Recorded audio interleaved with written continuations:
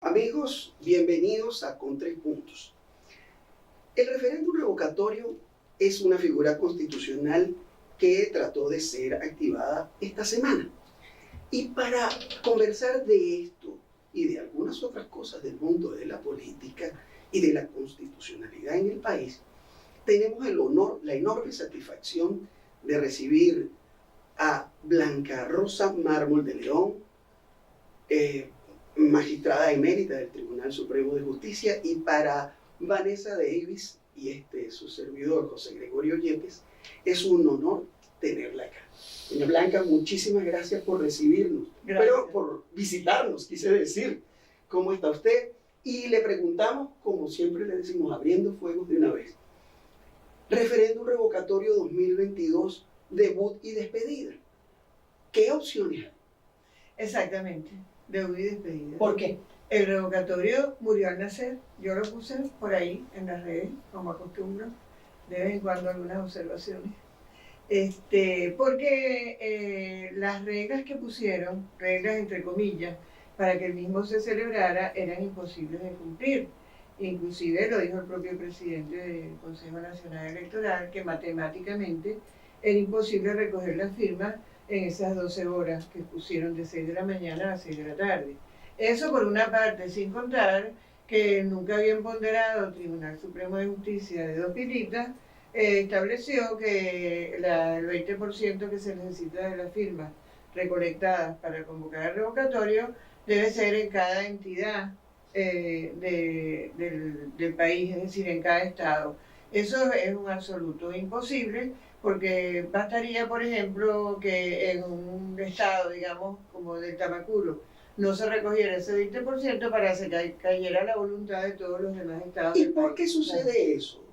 Eso sucede por un afán de querer impedir el ejercicio de los derechos constitucionales y derechos humanos, porque eso no es otra cosa que el derecho a elegir, y ese empecinamiento del Ejecutivo en impedir que el revocatorio ni siquiera sea convocado, porque fíjense que no es esto la realización, ni siquiera estamos ante los resultados, era para reunir las firmas para convocarlo. Además de eso, bajo amenaza, porque constantemente se ven las declaraciones de algunos altos funcionarios diciendo que van a ver las listas con los nombres de las personas que fueron a solicitar el revocatorio. ¿Y eso no es legítimo? ¿No tienen derecho a saber quiénes lo quieren revocar? No, no tienen derecho, aunque digan que el derecho no es el derecho del Ejecutivo a saber. El derecho que tienen ellos a saber, que sí lo tienen legítimo, es cuántos queremos. No cuántos, no pero no quiénes. quiénes. Pero no quiénes. ¿Cuántos, pero no quiénes? Y además, el derecho indiscutible, como decía al principio, es el derecho a eso, a opinar, a elegir y a, en este caso, revocar el mandato que si se dio en algún momento, esos mismos ciudadanos tienen derecho a retirar. ¿A usted le gustaba la figura del referéndum revocatorio como salida política? No. ¿Por qué no? En absoluto.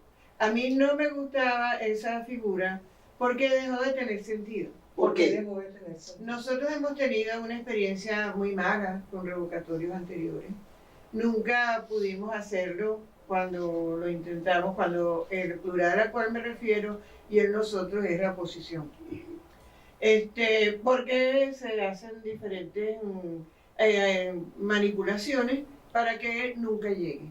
Y además de eso, en este momento, yo no creo honestamente que cambiando al presidente de la República se resuelva el problema que tiene planteado Venezuela. ¿Y ¿Por cómo qué? se Porque no resuelve? se resuelve cambiando de presidente. Porque el problema que tiene planteado Venezuela es mucho más grave que eso, más que un presidente.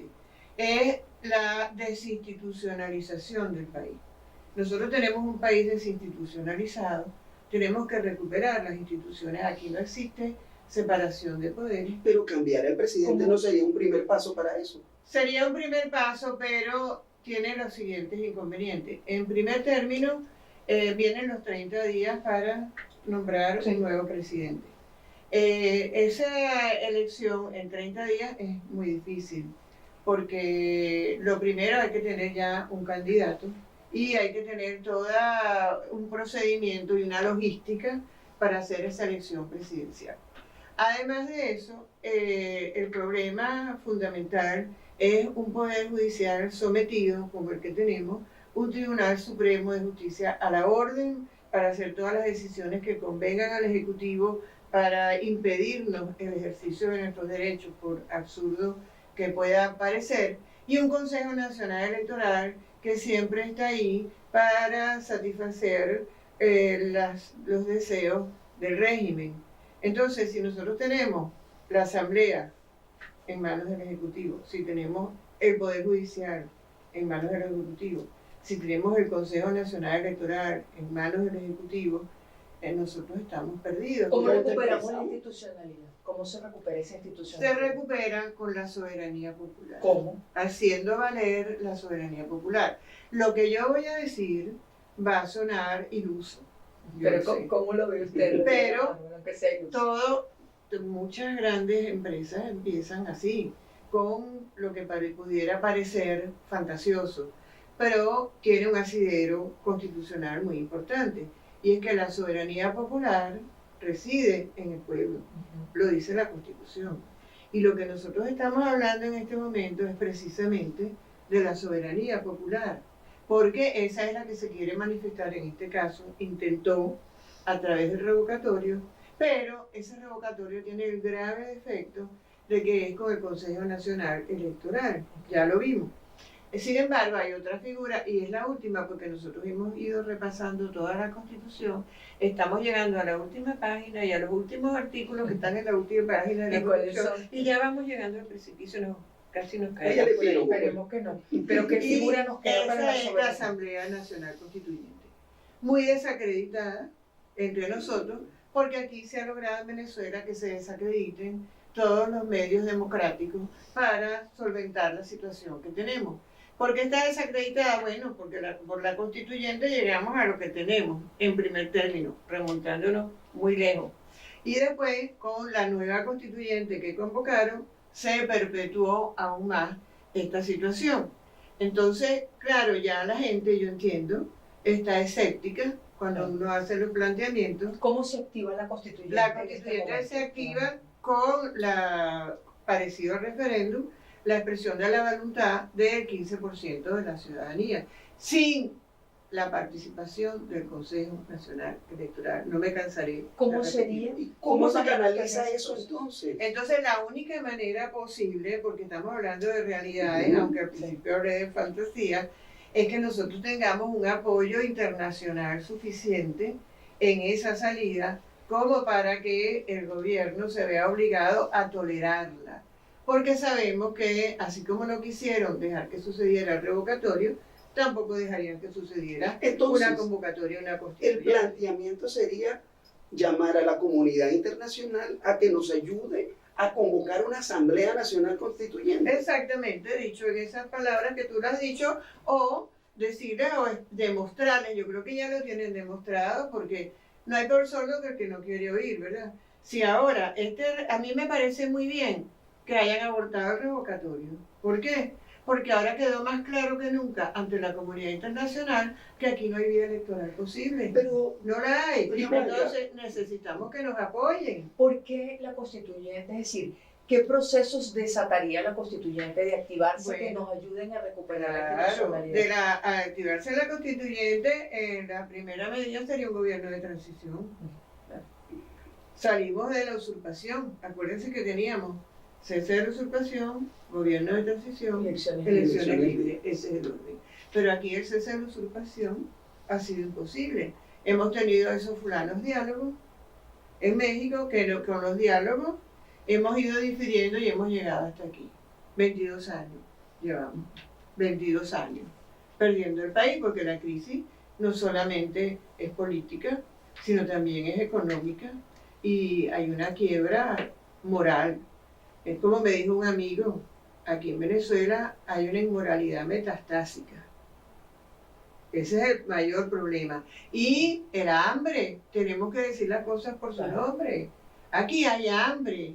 Aquí le piden a uno los amigos ayuda en las situaciones los que menos uno se imagina. Entonces, es una constatación diaria y permanente de un fracaso estrepitoso de un régimen. Se forma un gobierno de transición, doctora Marmol. Sigamos con ese sueño que usted plantea. Claro. ¿Cuál sería el siguiente paso? ¿Qué ocurriría Entonces, después? vamos a la elección con los constituyentistas elegidos, con unas bases comiciales previamente aprobadas por los venezolanos, que somos los depositarios de la soberanía. Entonces elegimos a los constituyentistas y vamos a la nueva constitución, pero no es que nos vamos a esmerar en una cosa larga y complicada, pero hay medidas que están a la vista y que no se resuelven con reforma. Por ejemplo, la reelección indefinida, eso se tiene que terminar. Hay quienes proponen eliminar la reelección indefinida e incluso la figura del revocatorio. También, bueno, ¿por qué no? Yo no creo en ese revocatorio, porque ya te lo dije.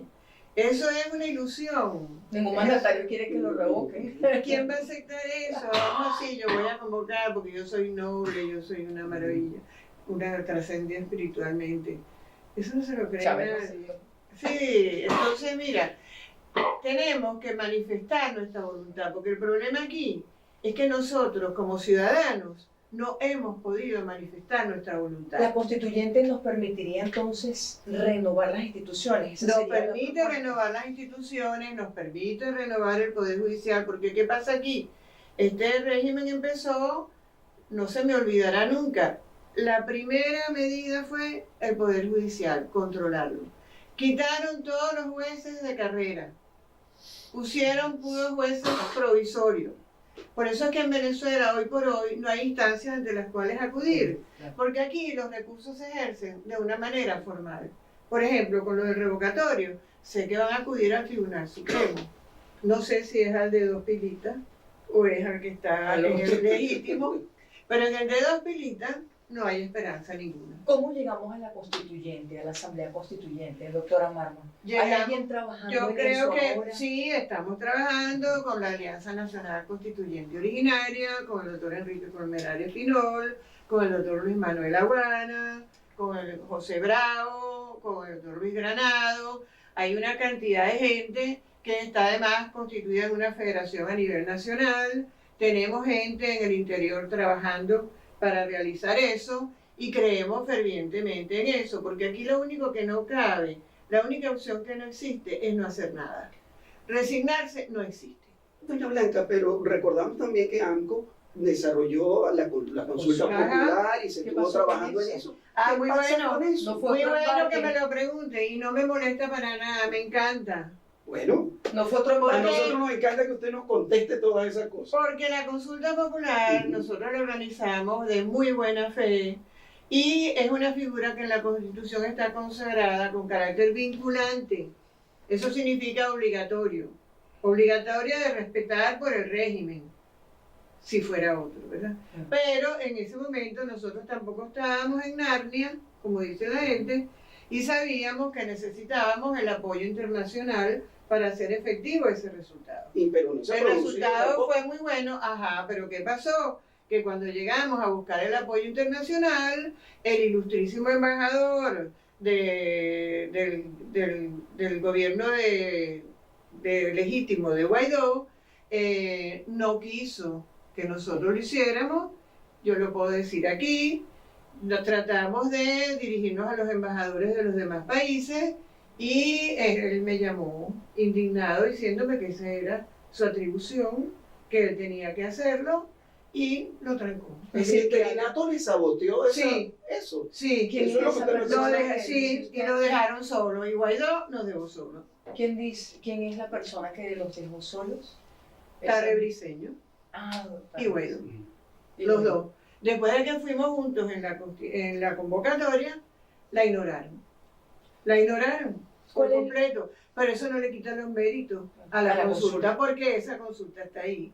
Las opiniones de los más de 6 millones de venezolanos están ahí, están bien contadas, no por el CNE, porque eso fue sin el CNE, y esa misma gente yo estoy segura que va a ir a hablar de la constituyente, porque está claro que Venezuela, en una mayoría increíble, quiere cambiar y quiere recuperar la democracia. Ese es todo el campo. ¿Cuál es la situación de Guaidó en su opinión, doctora Marmol? Yo creo que la situación de Guaidó continuidad del gobierno es muy delicada porque yo pienso de una manera contraria a la que han llevado esta figura. La figura del presidente encargado está en la Constitución planteada para el caso de la ausencia absoluta del presidente. Esa ausencia absoluta puede ser muerte, renuncia, abandono del cargo, entre otros. Se hizo esta, vamos a decir, analogía con el abandono del cargo, que a mí nunca me convenció, para designar a Guaidó como presidente legítimo. Muy bien, aceptemos eso. Pero también dice la Constitución que en ese caso se encarga el presidente de la Asamblea.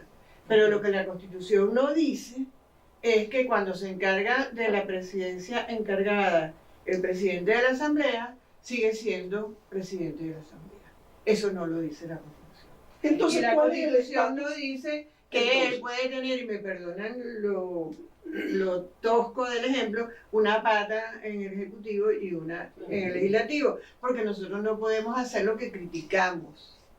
Porque eso es la negación de la independencia. ¿Y qué salida ve usted para la situación de Guaidó entonces, doctora? Guaidó debió, en mi opinión, haber renunciado como diputado y haberse dedicado íntegramente a la presidencia encargada de la República y de haber sido el caso un gobierno en el exilio, pero no de la manera como se ha llevado, que ha sido completamente controlado por la Asamblea durante todo este tiempo, y de ahí el fracaso que hemos tenido. Entonces, en este momento, ¿cuál es, según su interpretación, cuál es el estatus de ese gobierno interino? Porque lo que me está diciendo es que... ¿Qué salidas ve para Guaidó? O sea, y en este momento pareciera que está también fuera de la ley. Sí, yo creo que sí. Yo creo que eso del gobierno interino ya pasó. O sea, tenemos 2 presidentes fuera de la ley. Yo creo que sí. Yo creo que sí. ¿Qué gobierno? Por absurdo que parezca, porque esa figura no era para interpretarse. O sea, en vez de 2 presidentes no tenemos ninguno. Exacto. Exacto, porque en la comunidad internacional le da el apoyo a Guaidó, y ese es el argumento que con frecuencia oímos. Sí, está muy bien, pero es que la comunidad internacional no está al tanto, yo creo, o quiero creer, de estos intríngulis que nosotros estamos hablando aquí, porque están pensando que este es un presidente encargado en buena lid, y yo creo que no ha sido en buena lid, porque el G4 lo ha tenido controlado todo el tiempo. Pero la comunidad internacional... En el 4, sí. Sí. En la comunidad internacional también asume a Maduro, y de hecho el Reino de Noruega se sienta en México, también toda la Unión Europea hace los acercamientos, manda la misión de observación. Entonces, ¿a quién se reconoce la comunidad internacional? La comunidad internacional hace bien en reconocer a Guaidó en el sentido de que él no es producto de unas elecciones ilegítimas, inconstitucionales, convocadas por Maduro anticipadamente contra todo lo previsto en la Constitución, además que él es ilegítimo siempre porque él tiene, en el mejor de los casos, doble nacionalidad, y en el peor, que es el verdadero, no tiene ni una gota de sangre venezolana. ¿Tiene prueba de eso? Tan fehaciente esa afirmación. Eso está aprobado plenamente, absolutamente, jamás apareció la partida de nacimiento, está aprobado que nació en Colombia, de padres colombianos. En el memorándum de entendimiento de México se dice, se están sentando el gobierno de Venezuela con la plataforma unitaria. Eso no es una manera de reconocer el gobierno de Maduro. Claro, ese es el grave problema que nosotros tenemos, que hay acciones que no se pueden separar de legitimación de este presidente, que es ilegítimo. Porque él es ilegítimo también, y no quiero perder la oportunidad, y me perdonan el énfasis, porque él ni siquiera podía ser candidato a presidente, porque él era vicepresidente. De manera que todo lo actuado por él hasta ahora es nulo. Doctora Manu, como se nos termina el tiempo, le preguntamos sobre la activación de la constituyente. Nos dice que están trabajando. Sí. ¿Cuáles son los próximos pasos que se proponen? Los próximos pasos estamos haciendo... Y entendemos que sin apoyo de nadie. Sin apoyo de nadie. Somos como unos Quijotes sin locura. Está bien. ¿Cuáles son los próximos pasos? Los próximos pasos son presentarle a la población la propuesta de la constituyente con unas bases comiciales que la gente tiene que aprobar junto con la de la convocatoria a la constituyente. Y una vez con eso, pero al mismo tiempo, ir gestionando internacionalmente el apoyo para esta nueva iniciativa pacífica, democrática y constitucional, visto que la más reciente, la penúltima, la del revocatorio, ya vieron que murió al nacer. Y yo creo que eso es un mensaje muy claro para la comunidad internacional y por eso me encanta que hayan abortado el revocatorio. ¿Se han puesto un plazo para eso, doctora? Eso lo vamos a hacer a lo más pronto posible. ¿Este año? Este año, sin lugar a dudas. No pasa de 6 meses. ¿Descarta el escenario de esperar las elecciones presidenciales? Totalmente. Venezuela no aguanta esperar unas elecciones presidenciales. Llegar al 24, eso es absolutamente despiadado. Es despiadado con la población de Venezuela. Eso no se puede tolerar. La situación que vivimos tiene que ser resuelta. Un mínimo de sensibilidad humana lleva a eso. Y un mínimo de responsabilidad política y ciudadana igualmente. Y de manera que nosotros tenemos que hacerlo. Y yo estoy aquí porque no puedo ser indiferente. No puedo ser indiferente al sufrimiento, al caos y a la quiebra económica y moral en que está sumida Venezuela. Nuestro deber como venezolanos es recuperarla y en eso estamos. Bueno, muchísimas gracias, doctora Mármol, de verdad que ha sido un honor. Y bueno, esperando hacerle seguimiento a esa convocatoria a la constituyente, seguiremos estando para acá. Y estos micrófonos, estas cámaras serán suyas siempre. Para Vanessa Davis, para José Gregorio Yepes, ha sido un honor conversar con usted. Y bueno, esto fue Con 3 Puntos, el resto lo coloca usted. Hasta la próxima. Gracias.